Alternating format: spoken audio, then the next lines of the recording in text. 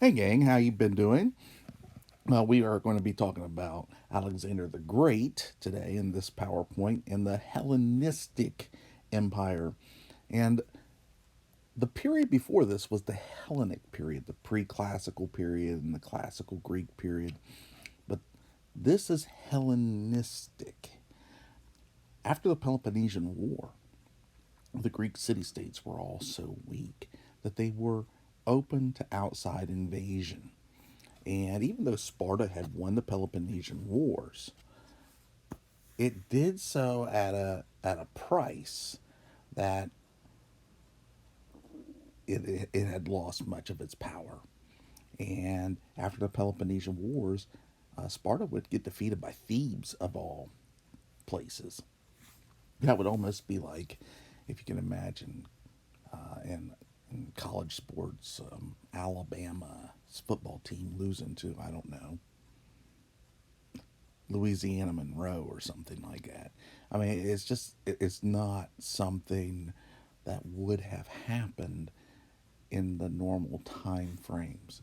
But it did happen after the Peloponnesian Wars because all the resources that were used up. All right, so to the north of the Greek city states was a kingdom called Macedon, or Macedonia as we say it, and the Macedonian capital was in Pella. And the Macedonians were a a different people. Um, at that time period, they considered themselves Greeks. The other Greek city states didn't quite see them as Greek. They saw them as these distant cousins that, weren't quite, they weren't ethnically the same. They were mountain people. They were isolated from the sea, being so far north, and therefore their culture to to the ancient Greeks seemed backwards. However, the Macedonians themselves saw themselves as Greek, so it's kind of this middle ground, so to speak, and it but by the one thing that being in that middle ground, they didn't get involved in the Peloponnesian War too much. And not being overly involved in that war, or those wars for 30 years, allowed them to get stronger while their neighbors got weaker. And by the time the 3rd century BC rolls around, you're going to have a king of Macedonia come up, and his name is Philip. Now, first off, King Philip, um, Alexander the Great is probably the most noted leader of Macedonia. I'm going to go ahead and throw an opinion in here. If you want my opinion, I think this guy's the greatest ruler they ever had. Philip the Great, or Philip the Second. He rules from 359 to 336 BC, and he transforms the military machine of of the Greek phalanx. He changes it. In other words, he's an innovator. Now, if you look at him, he's not exactly an attractive guy. He's got dropsy on the left side there, and he's got scars all over his body, and but the Macedonians absolutely loved him. He they would give him nicknames like our one-eyed hunchback king, but they wouldn't say it as an insult. They would say it as a compliment. And the reason they loved him so much was because of the way he led his people, especially in battle. So, if you look at the way the phalanx is set up, this is a Macedonian phalanx. And I'll get back to Philip here in a second, but he changed the phalanx to, he got rid of the swords and he got rid of the giant shields, and he put in these smaller shields that reduces weight, and then he switched out the swords for these giant 30-foot pikes, and they would march in unison. You notice that the pikes in the back have their pikes up in the air, like at an angle, and that was intentional. Um, and you'll notice the first few rows, the angle is different. And again, that is intentional. And the reason for that was to protect these men from archers shooting from a distance. If they were shooting from a distance, they couldn't shoot straight on. They had to shoot at an arc to shoot into the body of men. Well, if any of you have ever played golf before or tried to shoot an arrow through a tree, you'll know that it doesn't take much to deflect an arrow or a ball that's going through an arc through a bunch of sticks. They say a tree is 90% air. I don't know if that's true or not, but if you ever try to hit through a tree with a golf ball again, or shoot through one with a bow and arrow, you'll find out that's a very difficult task. And so these pikes being in the air was a great protection against arrows coming through. Now, you have to envision what's surrounding this phalanx, which is a companion cavalry.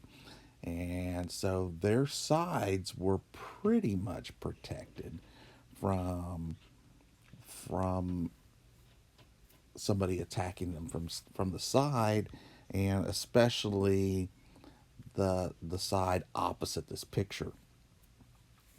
So the side opposite this picture, that's the unprotected side, because the shields can only be on one hand and the pike in the other. So the unprotected side is over here. The most unprotected spot is that front corner spot on the opposite side of this picture. Now, here's why the Macedonians loved him. King Philip, he always put himself right there. In other words, he put himself in the most dangerous spot and led his men into battle. Most kings would sit back and observe the battlefield from beyond. But King Philip led his men into battle, literally. He put himself in the most dangerous spot. And so his men respected him for that. And he was a great warrior by all accounts, both by his own people and by defeated enemies. A lot of defeated enemies would talk about how they admired the Macedonian king and wished their king had as much bravery as Philip the Great. Now,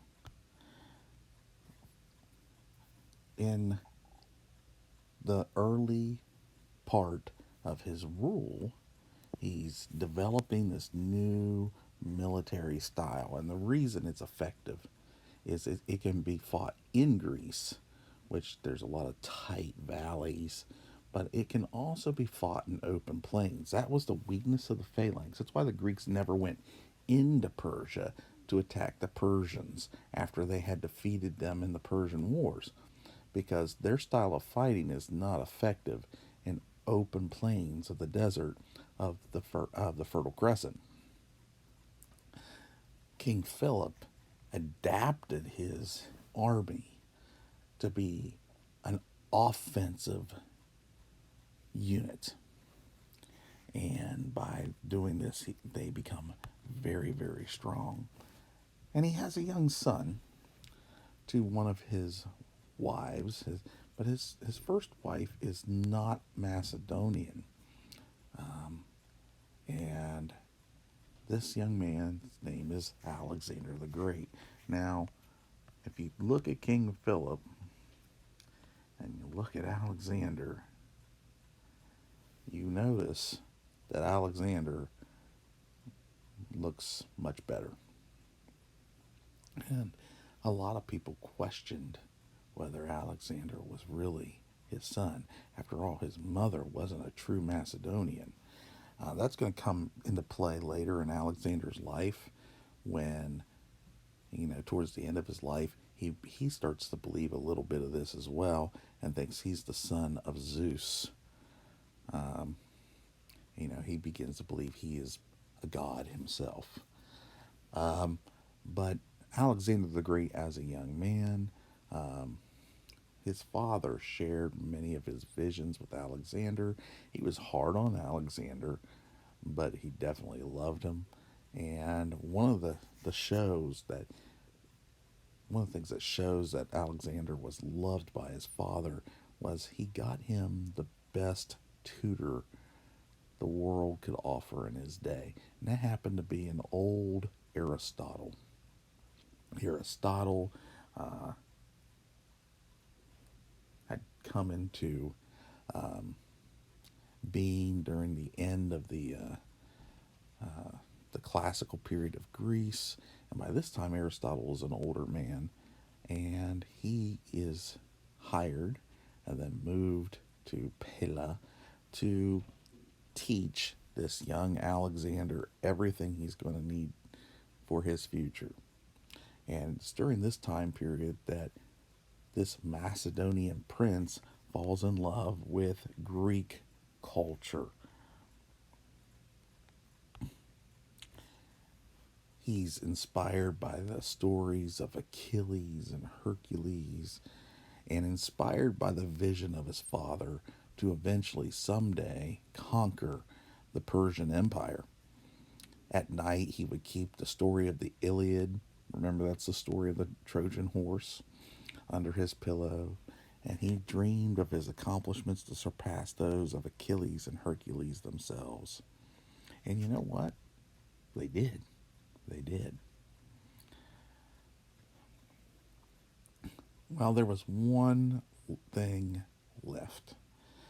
King Philip had conquered the Greek peninsula, had conquered all the Greeks, and now, for the first time in Greek history, Greece is a country, but ironically, not really ruled by a true Hellenic king.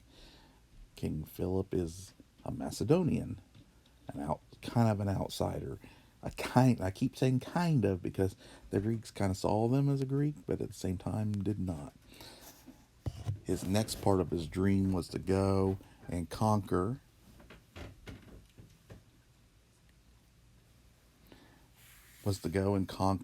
the Persian Empire, the empire that had attacked the Greeks twice, and for the Delian League a third time during the Peloponnesian Wars.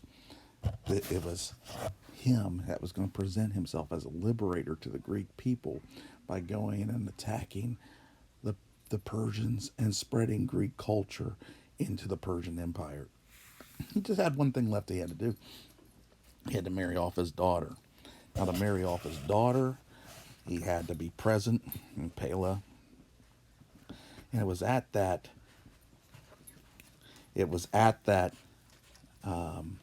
wedding that Alexander eventually became king, because King Philip would be murdered.